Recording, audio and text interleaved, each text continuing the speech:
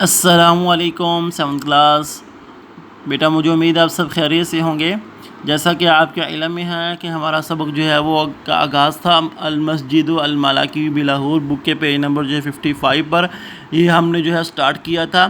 یہاں تک ہم نے جو ہے اس کا ترجمہ بیما ترجمہ جو ہے وہ اس کو جو ہے وہ یاد کر لیا تھا۔ مجھے امید ہے کہ آپ نے اس کا ترجمہ کاپی پہ جو ہے وہ لکھ بھی لیا ہوگا اور اس کو اچھی طریقے سے یاد بھی کیا ہوگا۔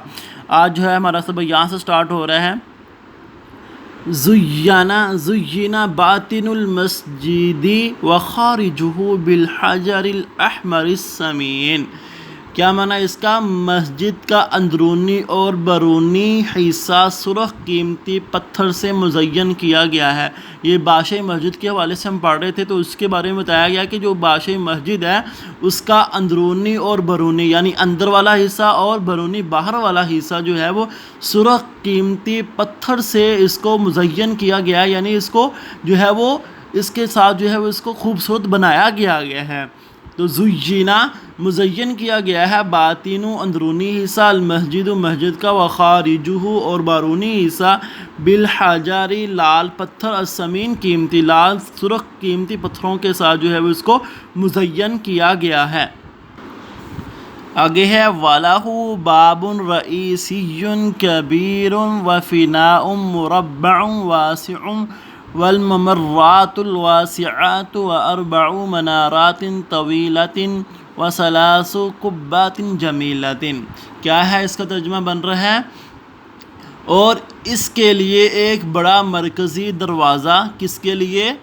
باشِ مسجد کے لیے، اس کے لیے ایک بڑا مرکزی دروازہ، کشادہ چکور صحن، یعنی جو ہے سادہ جو ہے وہ چوڑا جو ہے اس کا صحن، کشادہ راہ داریاں، لمبے لمبے 4 مینار اور 3 خوبصورت گنبد ہیں۔ کس کے لیے؟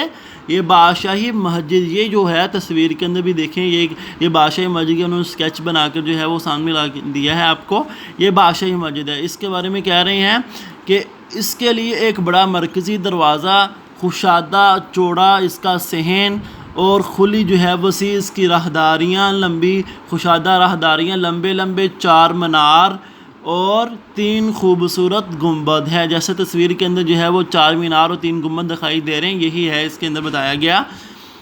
اب اس کا جو ہے لفظی ترجمہ والا ہو، اور اس کے لیے بابن دروازہ ہے، رئیسی مرکزی، کبیرن بڑا، وفناء اور صحن، مربع جو ہے وہ چوڑا ہے لمبا ہے، واسع کشادہ، والممرات راہداریاں، الواسعات کشادہ، اس کی راہداریاں بھی کشادہ ہے۔ یعنی یہ جو پیچھے واسعہ یہ اس کے جو ہے وہ صحن کے بارے میں کہا گیا، اور آگے جو واسعات ہے اس کی راہداریوں کے بارے میں کہا کہ اس کی راہداریاں کشادہ ہیں۔ وَأَرْبَعُ اور 4 مینارات مینار ہیں، طویلۃ لمبے، وَثَلَاثُ اور 3 قُبَّاتٍ گنبد ہیں، جمیلۃ خوبصورت۔ آگے ہے باب المسجد الملکی یقابل باب الحصن الملکی وبینہما بستان جمیل مملوء بالاشجار والازہار۔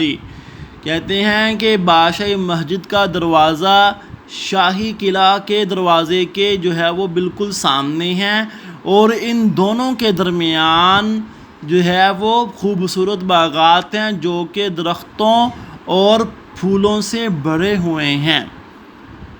پھر دوبارہ سے ترجمہ کر دیتا ہوں۔ بادشاہی مسجد کا دروازہ شاہی قلعہ کے دروازے کے بالکل سامنے ہے، اور ان دونوں کے درمیان خوبصورت، کن دونوں کے درمیان؟ بادشاہی مسجد اور شاہی قلعہ کے درمیان خوبصورت باغات ہیں جو کہ درختوں اور پھولوں سے بھرے ہوئے ہیں۔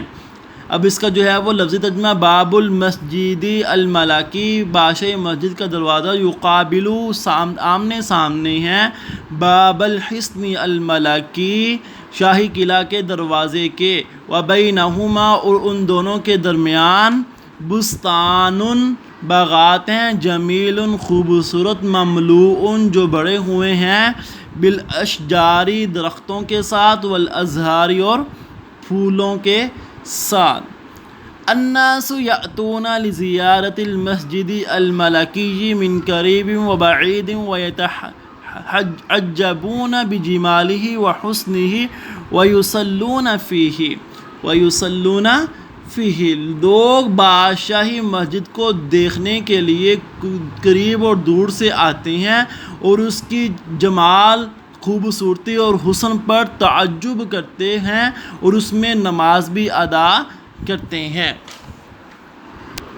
اب اس کا لفظی ترجمہ، الناس لوگ، یاتون آتے ہیں، لزیارتی دیکھنے کے لیے، المسجد الملکی بادشاہی مسجد کو، من قریب قریب سے، وبعید اور دور سے، ویتعجبون اور تعجب کرتے ہیں یعنی حیران ہوتے ہیں، بجمالہ اس کی خوبصورتی، اس کے جمال کے ساتھ، وحسنہ اور اس کے حسن کے ساتھ، ویصلون